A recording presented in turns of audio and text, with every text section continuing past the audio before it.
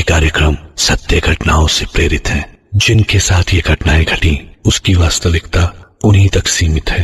भूत प्रेतों और अपसामान्य विषयों के होने पर चैनल कोई दावा नहीं करता और न ही प्रोत्साहन करता है।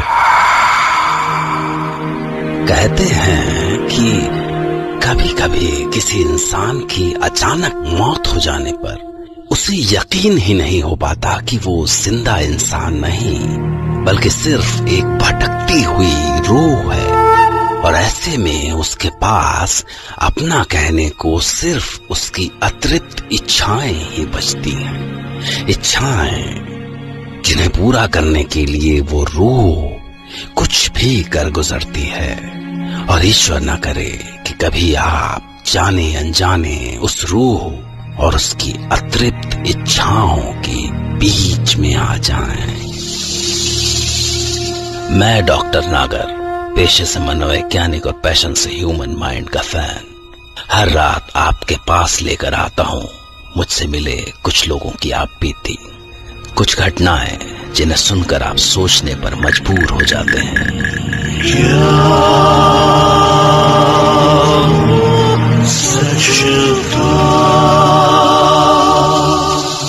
आज की कहानी दिल्ली के अनिल राठी की आप बीती है, जिन्हें अचानक एक खौफनाक सच से टकराना पड़ा। पर क्या आप उस सच का यकीन करेंगे? जब तक आप खुद उस सच से न टकरा जाएं, तब तक तो नहीं, शायद। मैं और काजल मेरठ से दिल्ली नए नए आए थे। असल में हम दोनों एक दूसरे को पहले से ही जानते थे, मतलब वी वर इन लव। फिर जैसे ही मेरी दिल्ली में जॉब लगी, मैंने डैड को काजल के बारे में सब कुछ बताया और हमारी शादी हो गई। काजल बहुत सुंदर थी। एक्चुअली उसका घर, उसका स्टेटस सब हम लोगों से बहुत अच्छा था। पर मेरी गवर्नमेंट जॉब थी तो उसके घर वालों को भी ये रिश्ता अच्छा लगा।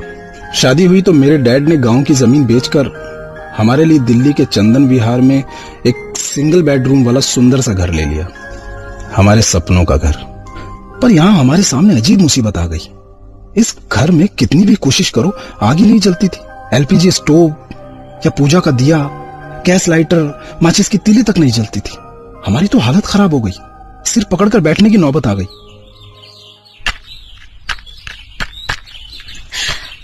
अब क्या करें अनिल, ये तो बैठे बिठाए प्रॉब्लम हो गई। यही तो, अगर कुछ जलेगा नहीं तो खाना कैसे बनेगा?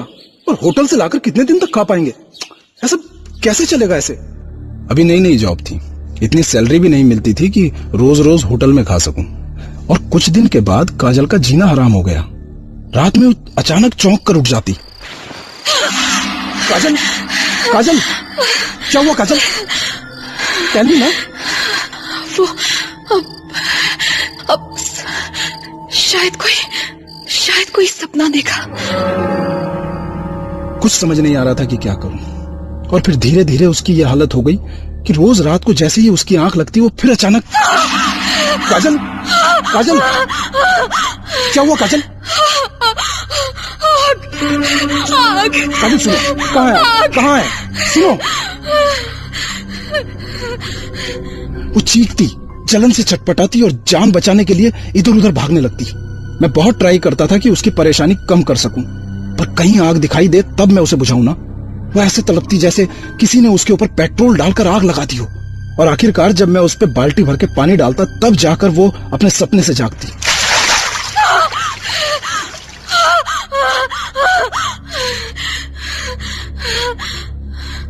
और जब मैंने इसके बारे में अपने नेबर्स से बात की तो मैं और परेशान हो गया। वो बोले कि असल में बेटा, यहाँ तुमसे पहले त्यागी जी की फैमिली रहा करती थी। वही त्यागी जी जो तुमको ये मकान बेच के गए हैं। हाँ, तो उसको ये मकान उसकी बहू, क्या नाम था उसका, मधु। हाँ, मधु। तो ये मकान उसकी बहू मधु को मिला था मधु के बाप से। मधु अपने बाप की अकेली औलाद थी ना। असल में इसी मकान के लालच में तो वो शादी हुई थी, क्योंकि मधु देखने भालने में कुछ खास नहीं थी बेटा। इसीलिए अब त्यागी और उसकी औरत बहू को सताने लगे कि बहू ये घर उसके नाम कर दे। जिससे वो किसी दिन बहू को घर से निकाल दे और फिर घर भी उनका हो जाए और वो अपने बेटे की दोबारा शादी किसी मनचाही दुल्हन से कर ले। पर मधु समझ गई बेटा उनके मन में क्या है, तो उसने जिद पकड़ ली कि ना वो अपने बाप की निशानी ये घर किसी को देगी और ना ही इस घर से जाएगी। और आखिरकार जब त्यागी और उसकी औरत उसको भगाने में कामयाब नहीं हुए तो ऐसा कहते हैं, मैं नहीं बोलता, ऐसा कहते हैं कि उन्होंने मिलकर मधु को जलाकर मार डाला बेटा। लेकिन भगवान जाने क्या बात हुई कि उसके कुछ ही दिन बाद त्यागी की फैमिली भी इस घर को छोड़ के चली गई। हमको भी लगा कि ये सब वही मधु कर रही है। सोचा कि शांति पाठ करा देंगे तो उस बेचारी औरत की आत्मा को शांति मिल जाएगी और हमको भी छुटकारा मिल जाएगा इस मुसीबत से। तो पंडित जी को बुला लिया। ओम देव शांति रत्न रक्षा शांति पृथ्वी शांति रापः शांति औषधयः शांति वनस्पतयः शांति विश्वदेवा शांति ब्रह्म शांति सर्व शांति शांतिरेव शांति साम शांतिरेधि ओम शांति शांति शांति ओम। और जब पंडित जी ने मंत्र के साथ दिया जलाया तो दिया आराम से जल गया। आओ राठी जी हवन शुरू करते हैं। और फिर छोटी सी पूजा के बाद पंडित जी ने हवन कुंड में अग्नि प्रज्वलित कर दी। ओम अमृतोपास्तरणमसि स्वाहा ओम अमृतापिधानामसि स्वाहा ओम स्वाहा ओम स्वाहा ओम स्वाहा। पर अभी हवन की जलती लपटों में उन्होंने स्वाहा करके आहुति डाली ही थी कि अचानक जोर की आंधी चलने लगी, जैसे आंधी हवन की अग्नि को बुझाना चाहती। और फिर अचानक पास के ओपन किचन से पानी की भरी बाल्टी उछली और सीधी हवन कुंड पर गिर गई। वो भी अपने आप। 1 सेकंड में सारा घर तालाब बन गया। अरे ये हो गया ना। हे प्रभु, हे ईश्वर, हे भगवान शिव शिव शिव शिव शिव शिव। ये भूत हमारे बस का नहीं है राठी साहब। भाई हम तो चलते हैं भाई। तुम जानो तुम्हारा काम जाने भैया। अब पंडित जी, अरे पंडित जी मेरी बात तो सुनिए। अब पूजा तो करके जाइए। अरे नहीं भैया नहीं, कोई ओझा बुला लो ये सब के लिए। ये हमसे ना हो पाएगा, हम पंडित हैं भाई, कोई ओझा थोड़ी है भाई। हम चलते हैं। अरे हम पंडित जी से अपनी परेशानी कम होने की आस लगाए थे और उल्टा वो हमारी परेशानी और बढ़ाकर चले गए। पर सर, जब अगले दिन मैं घर की सफाई कर रहा था तो मुझे एक कोने में चूड़ियों के अधजले टुकड़े दिखाई दिए। मैंने उनको उठाकर घर से बाहर फेंक दिया।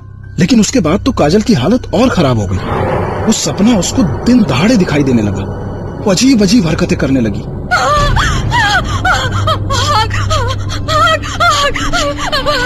बचाओ बचाओ, पानी पानी, बचाओ, चल बचाओ बचाओ, नहीं। मैं समझ गया कि जरूर उन चूड़ी के टुकड़ों का ही काजल की तबीयत से कुछ कनेक्शन है। तो फिर यहाँ जरूर उस मधु का कुछ और भी बचा होगा। और जब मैंने ढूंढना शुरू किया और एक लकड़ी की बड़ी सी वार्डरोब हटाई तो उसके पीछे आग और धुएं से काली हुई दीवार दिखाई दी। ओह, तो क्या यहीं जलाया था त्यागी ने अपनी बहू को? वहीं दीवार पर मैंने कहीं कहीं कुछ चिपका हुआ देखा। शायद वो उसी औरत की अधजली स्किन थी। हे भगवान, ये क्या है? ये देख के एक बार तो मैं बहुत डर गया, पर फिर मुझे लगा कि अगर इस मुसीबत से छुटकारा पाना है तो उस औरत की एक एक निशानी मिटानी होगी। और मैंने दीवार को पानी से धोना और खुरचना शुरू कर दिया। लेकिन तभी अचानक किसी ने चीखते हुए पीछे से मेरे कंधे को ऐसे जोर से खींचा कि मैं सीधा सीढ़ी से नीचे जा गिरा, घर के बाहर।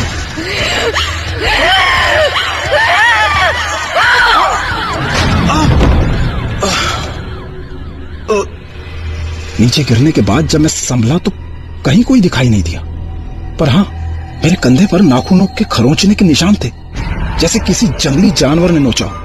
उसके बाद काजल ऐसी बीमार हो गई कि उसका बिस्तर से उठना तक मुश्किल हो गया। बस वो बिस्तर पर लेटी रहती और चीखती रहती थी।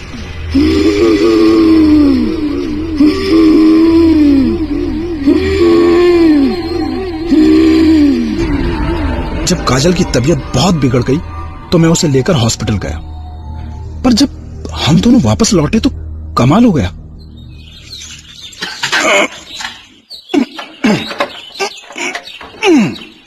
अरे ये दरवाजा अंदर से कैसे बंद हो गया?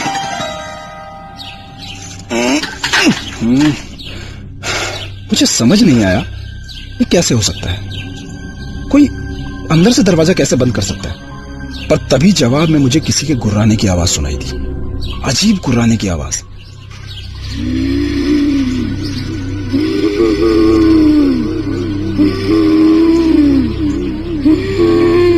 इसका मतलब कोई अंदर है। काजल, काजल, तुम यहाँ आओ, यहाँ आराम से बैठो। मुझे लगता है अंदर कोई है, हो सकता है दरवाजा तोड़ना पड़े। और जब दरवाजा तोड़कर मैं अंदर गया, अरे यहाँ तो कोई भी नहीं है। ऐसा कैसे हो सकता है? कोई तो रहा होगा ना, नहीं तो अपने आप दरवाजा कैसे बंद हो सकता है? मेरा दिमाग खराब हो गया था, मैं परेशान हो गया था और पागलों की तरह चीखने चिल्लाने लगा था। कौन है? कौन है यहाँ? जवाब क्यों नहीं देते? किसकी आवाज आ रही थी? मैं कहता हूं मेरे सामने आओ। कौन है? सामने क्यों नहीं आते तुम? तभी पीछे से वो गुर्राने की आवाज फिर सुनाई थी। मैंने पलट कर देखा तो वो कोई और नहीं, वो काजल थी। काजल, क्या हुआ तुमको? क्या हुआ? उसकी शक्ल अजीब हो गई थी, जैसे उस पे कोई शैतानी साया आ गया हो। नहीं, तुम काजल नहीं हो। नहीं, तुम काजल नहीं हो। कौन हो तुम? कौन हो? मुझे निकालना चाहता है? हाँ? मेरे घर से निकालना चाहता है? लेकिन मैं नहीं जाऊंगी यहाँ से, नहीं जाऊंगी, कहीं नहीं जाऊंगी। देखो, जाएगा तू जाएगा यहाँ से, समझा? और उसने मुझे उठाकर तिनके की तरह सामने वाली दीवार पर दे मारा। समझा तू?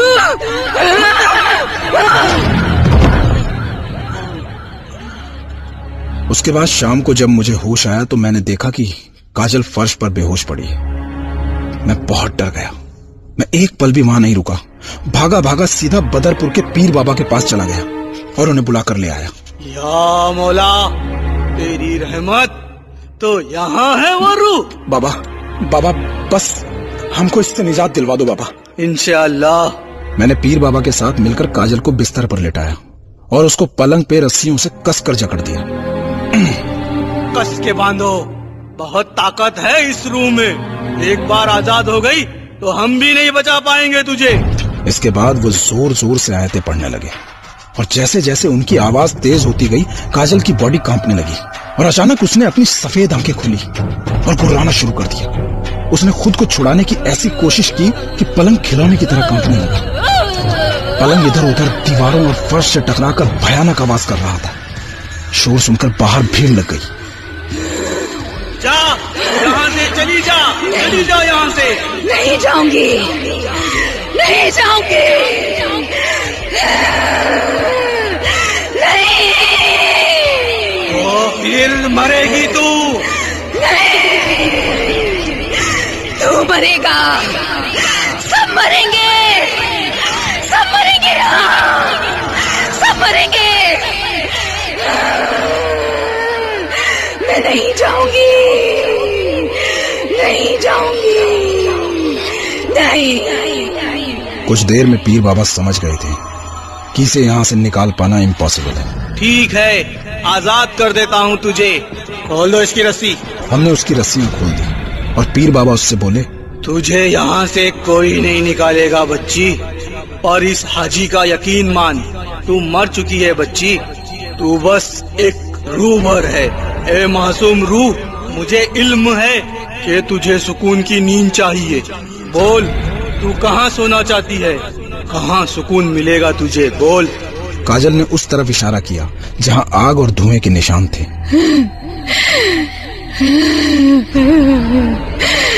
वहीं जली थी मैं, वहीं जली थी,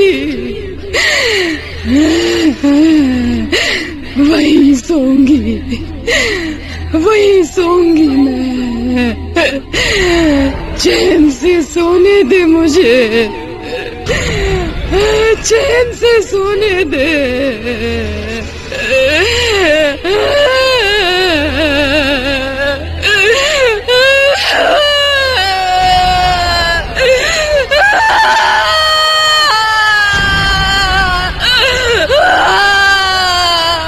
मत रो मासूम, तेरा खुदा तेरे साथ इंसाफ करेगा। तू जाके सो जा, वहां सुकून से सो जा। और सामने उसी जगह पर फर्श चटकने लगा। उसमें किसी औरत की शक्ल उभरी, जैसे वो वहां जाकर सो गई हो। और उधर वो सोई, इधर काजल बेहोश होकर बिस्तर पर गिरी, जैसे इतने दिन बाद वो भी चैन से सोना चाहती हो। पीर बाबा ने रूह की जगह को घेर दिया और हमसे वहीं उस रूह की मजार बनाने के लिए कहा। तब से बरसों बीत गए। आज भी घर के उस कोने में वो मजार बनी हुई है, जिसपे मैं और काजल सुबह शाम अगरबत्ती जलाते हैं, जिसपे कभी कभी उस बेचारी औरत की शक्ल उभरी हुई दिखाई देती थी। करीब 1.5 साल के बाद हमारे घर में एक बच्ची का जन्म हुआ, और जब हमने उसका नामकरण किया तो पता क्या नाम आया? मधु। और हमारी बच्ची के जन्म के बाद आज तक उस मजार पर वो शक्ल दोबारा कभी नहीं उभरी। सवाल है कि किसी रूह को भला किसी घर या कब्र की क्या जरूरत, क्योंकि रूह का तो कोई आकार नहीं होता। तो कहीं वो नए नए शादीशुदा पति पत्नी के नए शहर में आने का डर तो नहीं था, जिसने पर्सोनिफाइड होकर मधु का रूप ले लिया। विज्ञान की माने तो ये पॉसिबल है। और उससे भी बड़ा सवाल, क्या अनिल की बच्ची मधु का पुनर्जन्म थी? अगर हाँ, तो सुकून से अपनी कब्र में सो रही मधु को अचानक एक नए शरीर की क्या जरूरत पड़ गई? हर घटना के कई पहलू होते हैं। आप सोचिए कि कहीं आपसे इस घटना का कोई पहलू छूट तो नहीं गया, क्योंकि कल रात मैं आपसे फिर मिलूंगा एक नई कहानी के साथ, जिसे सुनने के बाद अनिल राठी की तरह आप भी कह पड़ेंगे,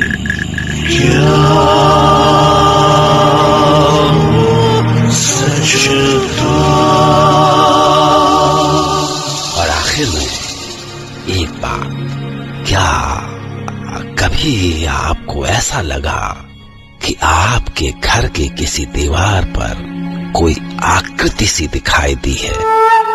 अगर हाँ, और फिर भी आप सुकून से सो रहे हैं, तो फिलहाल आपका नसीब अच्छा है, क्योंकि अक्सर वो आकृतियां आपका वहम नहीं होती।